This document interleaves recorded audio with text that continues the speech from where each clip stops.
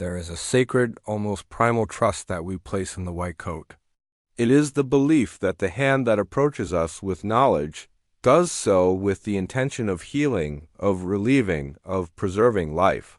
We trust in science, but more than that, we trust in the moral compass of the healer. We surrender our vulnerability to them, believing that we are safe. The doctor's office, even an improvised one, should be a sanctuary against the chaos of the world outside. But this is World War II. The air doesn't just smell of antiseptic. It smells of fear, soot, and industrialized inhumanity. Nowhere is this inversion of reality more potent than in concentration camps, where the very structure of society was dismantled and reassembled like a nightmare. Here, the symbols of civility are used as the cruelest masks. Order, efficiency, medicine itself. And then, a man or a woman, already stripped of their identity, reduced to a number tattooed on their skin, is brought before a German doctor. The room is sterile, the instruments gleam. The doctor, perhaps with a calm, even professional voice, utters the words that should comfort. This is just a routine examination. The word routine echoes, a lie so profound, so fundamental, that it cracks the foundations of reality. What happens when the hand that swore first, "Do no harm," is the same hand that methodically inflicts pain? What remains of our humanity when science, the pursuit of truth, is perverted to become the most effective tool of cruelty? This is the story of a betrayal that goes beyond war. It is the betrayal of medicine itself. We began this journey not with statistics, but with the validation of that individual. Imagine the feeling. The cold stone floor beneath bare feet. The line of trembling bodies. The historical promise of the Nazi regime was not merely military power, but a pseudo-scientific purification. They saw themselves as the doctors of a sick society, and the camps were their dark laboratories. The journey of pain we validate today is the journey of tens of thousands who passed through the so-called medical blocks, especially in places like Auschwitz, Dachau, and Ravensbrück. The promise was order. You will be processed, you will be examined. This grotesque bureaucracy was a psychological weapon. It suggested a system, and if there is a system, perhaps there is a logical way out. But the promise was an illusion. The validation of the pain came the moment the routine exam began. It wasn't a stethoscope listening to a heart. It was a needle injecting typhoid. It wasn't an X-ray to check the lungs. It was forced exposure to hypothermia to see how long it took a human to freeze. The protagonist of this story is every soul that lay on that stretcher. It is the woman in Ravensbrück subjected to sulfanilamide experiments, her legs infected and mutilated in the name of war research. It is the child in Auschwitz whose eyes were the target of Joseph Mengele's obsessions with heterochromia, receiving injections of dyes directly into the eyeballs. The pain wasn't just physical agony. It was mental confusion. The cognitive dissonance of being treated like a lab animal by someone who resembled the doctor from your hometown. Someone who, perhaps in another life, had children, listened to Mozart, and read Goethe. How could this duality exist in the same being? For the few who succeeded, overcoming the tragedy was not a triumphant victory. It was a mutilated survival, an escape from hell bearing scars not only on their skin, but on their very faith in humanity. This validates that their trauma was not an accident of war. It was a deliberate design. Context is essential. This wasn't the work of a handful of isolated sadists. It was a state program. German universities received the results. Pharmaceutical companies sponsored research, sending their compounds to be tested on human beings without consent or anesthesia. The nation's intellectual elite was complicit. The journey of overcoming begins, ironically, at the moment of absolute betrayal.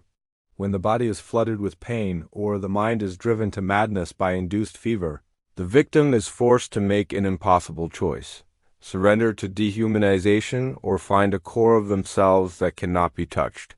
The metaphor here is that of an inverted operating room, a place where health is actively dismantled, where the goal is not to save but to observe disintegration.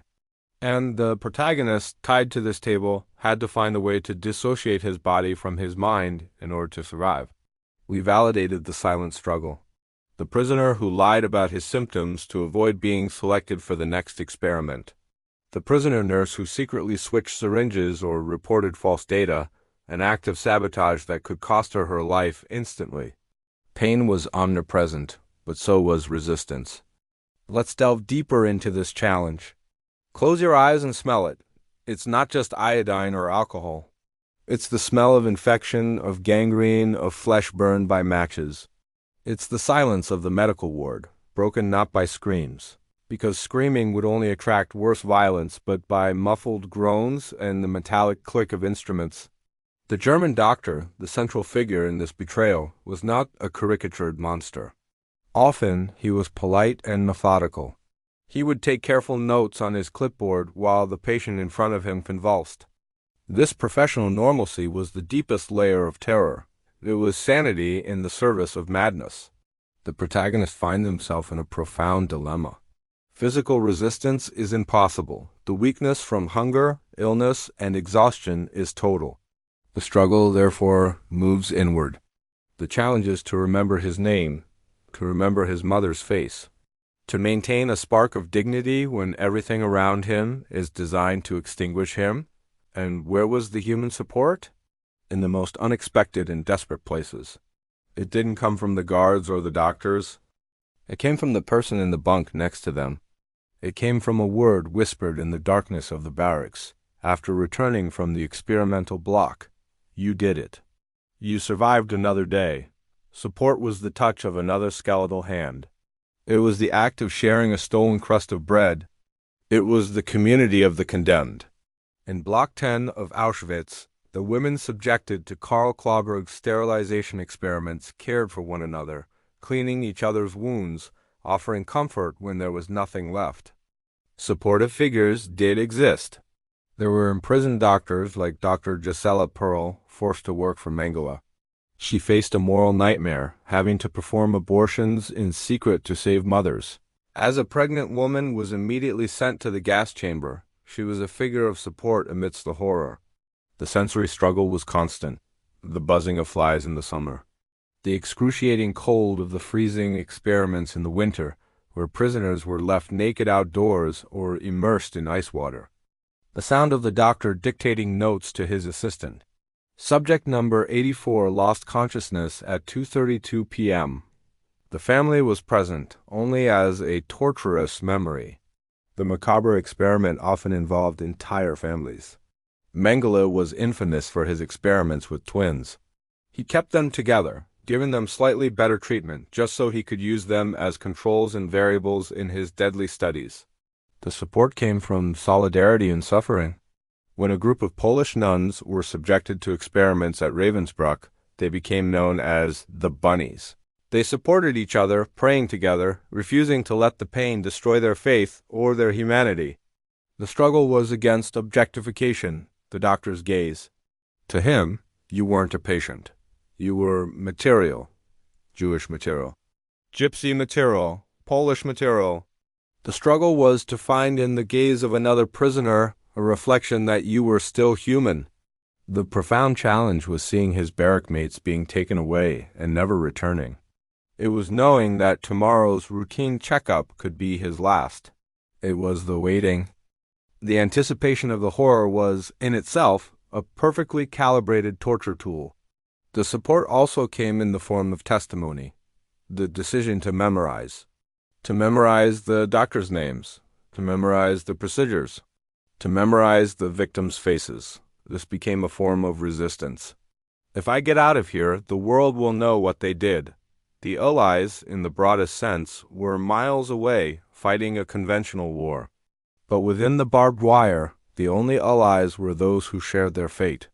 Those who understood the meaning of a routine check without a word needing to be spoken. The darkest struggle was against hope. Sometimes the doctor would offer a kind word or an extra ration of food to ensure cooperation in the experiment. This small kindness was the most perverse of manipulations, designed to break the will to resist. And now, I ask you to take a deep breath with me. We are in the heart of darkness. We are touching the open wound of history, where human trust has been fundamentally broken. History is not distant. It is composed of moments like this, of real people feeling real pain. The theme here is the betrayal of authority, the breaking of civilization's most sacred oath. And this leads us to an intimate conversation. I want to ask you something very direct, something that echoes from this abyss. Have you ever felt the fear of being hurt by someone who should, by definition, protect you? That feeling of utter vulnerability, of having your trust used as a weapon against you, is the essence of what these victims felt on an industrial scale. We are here in this community to connect through that empathy, to understand that the story isn't about them, it's about us. The purpose of this channel is to be a chain of empathy. When we share these stories, we're not just looking at the past. We're arming ourselves against its repetition. We want the algorithm to know that human depth, and not just fleeting entertainment, has value. If this story about the deepest of betrayals resonated with you, if you understand the horror of a routine exam that was a lie, I ask you to join our movement. Comment below with the key phrase, "Humanity must remember." Your comment is a vote for remembrance. How did they survive? Those who emerged from the shadows did so using tools that were not physical. The first tool was resilience, but not the hard resilience of steel, which eventually breaks. It was the flexible resilience of the human will, the ability to bend under extreme pressure without losing its essential form. Resilience, in that context, meant finding a reason to live until the next call. It was an act of pure defiance.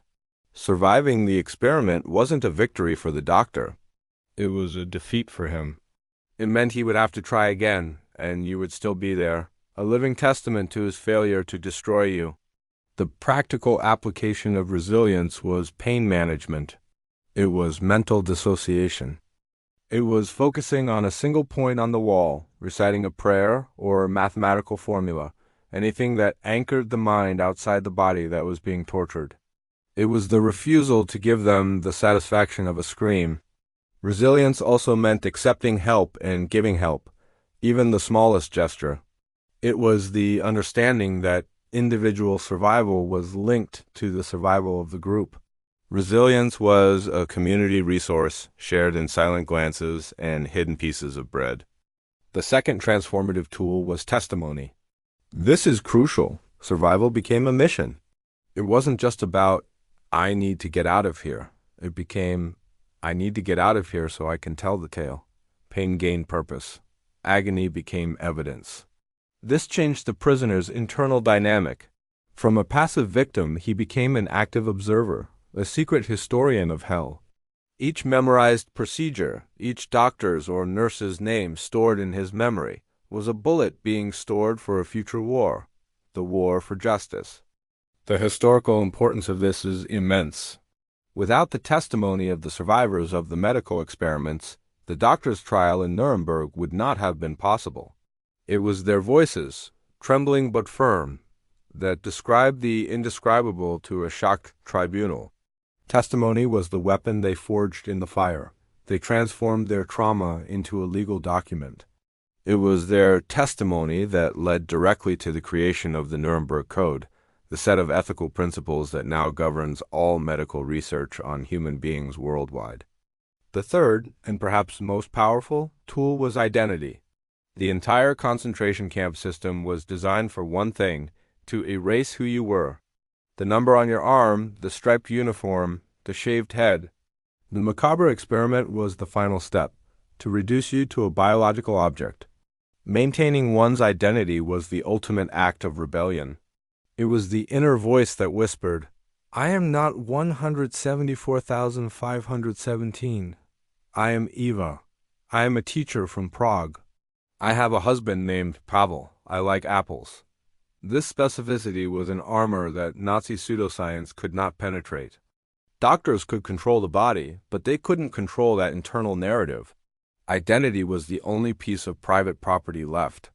It was the secret garden of the mind where the prisoner was still free, where he was still a complete human being. The practical application was active remembering. It was telling stories of, before to the other prisoners, It was keeping religious practices in absolute secrecy. It was mentally singing a lullaby. It was refusing to see himself the way the doctor saw him. "You can kill me," that voice said, "but you can't erase me." And then the day arrived. The distant sound of artillery, the sudden panic among the guards, the absence of the doctor in the experimental block, the liberation. The barracks door opens, and it's not a guard, it's an Allied soldier whose face shows shock and horror at what lies within. The vision of the new reality was not instantaneous. It was a slow and painful dawn. For the survivor, the outside world seemed noisy, bright, and incomprehensible. Freedom was a burden because it came with guilt. Why me? Why did I survive and so many others didn't? The sensory transformation was overwhelming. The first hot shower without fear. The feeling of clean clothes, not the rough uniform. The taste of real food. And the hardest thing of all, learning to sleep without expecting the door to be broken down for the next selection process. Life after the transformation was a struggle to relearn how to trust. How could one trust a doctor again? How could one believe that a routine checkup was just that? Many survivors avoided doctors for the rest of their lives. The betrayal was too profound. The impact of their actions, however, redefined the world. Their testimony, as we have said, created medical ethics. They forced humanity to look into the abyss and legislate against it. Informed consent, a patient's right to say no, was born from their forced yes. Their new reality was a life of defense. They became the voices the world didn't want to hear, but needed to hear. They spoke in schools, at memorials, in courtrooms. They ensured that macabre experiment and science could never again be used in the same sentence with impunity. They rebuilt families. They had children and grandchildren. Each birth was an act of defiance. It was proof that Hitler had not won. Sterilization had failed. The attempt to erase their lineage was defeated by the simple and powerful force of life continuing. The feeling of historical change is this: we live in a world shaped by their pain. Our rights as patients are their legacy. That German doctor, in his pseudoscientific arrogance, inadvertently created the rules that would condemn him forever. The survivor, now elderly, perhaps sitting in his living room, looks at a black and white photograph. He still carries the number on his arm, but he also carries the certainty that his pain had meaning. He was not just a victim. He was a witness who changed history. The new reality is that, although cruelty will never disappear, it can never again operate with that specific impunity under the guise of medicine. That routine examination has become an eternal symbol of the vigilance we must maintain over power. We have reached the end of a dark journey. Together, we breathed the rarefied air of trauma and resilience. These stories are heavy. They demand something of us. They demand that we be witnesses just as they were. If you feel, as I do, that history is not just about the past, but a vital guide to the present, then this channel is your refuge. This is a place where you can come to understand the complexities of the human soul, to find meaning in suffering and inspiration in survival. We are not here merely to list facts. We are here to feel together. We are here to create a safe space where difficult stories can be told with the empathy and depth they deserve. A place that honors memory rather than exploiting it. By subscribing to this channel, you do more than just watch videos. You join a circle of memory. You become part of a global community that understands that remembering is not an option, it's a responsibility. Click subscribe and join us in this haven.